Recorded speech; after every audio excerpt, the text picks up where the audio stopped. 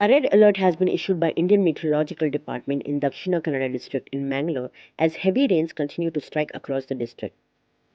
IMD issued red alert citing heavy rainfalls that may continue on Thursday.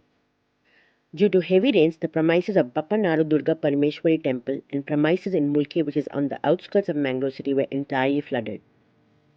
Temple premises and road leading to the temple was also flooded. Kurma Rao, Deputy Commissioner for Udupi District, announced on Wednesday that Anganwadi centers, government-sponsored private elementary and secondary schools, pre-university colleges shall remain closed on Thursday.